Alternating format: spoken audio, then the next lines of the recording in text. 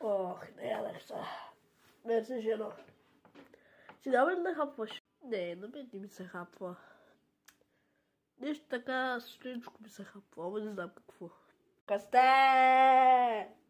Касте, тете! Касте, майке! Днеска изкарахме 500. О! Ало! Едно добър ден няма ли, бе? Ай сядай на мястото, пишлеме с пишлеме, ало! Сядай на мястото, бе! Ох, абе, направя бахте се хтас. Ече хора, такива работи. Ко ще едем? Ко ще едеш, не? Ко ти имаш едеш? Ще едеш риба, тук, ко ти имаш едеш?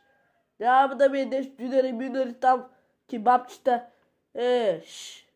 Ало, ще играя два шамара, пишлеме. Добре тогава, добре. Майко! Докарай нещо! Ето взимай. Ето ти тук рибичката, малко пастърмичка и това е. Айде, да ти е сладко.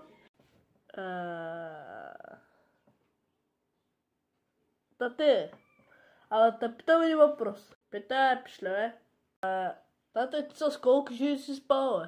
Че не е въпрос. Тия години много клатих майка ти. Ама ти ми дойде на главата, ме пишле, бе. Колко жили съм спал. И та не срам да говориш, бе. Ще играе 3 шамара зад врата. Майка. Я, че си стаята да си учиш, защото да не ти играе 3 шамара и тук ще ревеш, ще пал с полите на асфалта, бе. Ай, бяга, бе. Абе, айде, тата, винаги да да пати! Я да правим няма да правим вече, бе, амо! Ко старата смалка, що ти се разплака? Знаеш къма питала твоите лапи. Скоп, да, чувата ми падне, че от тюдите направо, ако го хвана направо, не знам какво ще го правят тюдите. Оправи ги. Питам аз колко си съм спал. Направо ще го убият тюдите вече.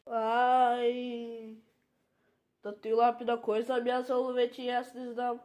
На кой си съм ясал? На тебе сигурно. Тебе малко таклатихме, ама... Там друго вече така... Събуждаш по нещо. Нещо ще искаш да направим, бая.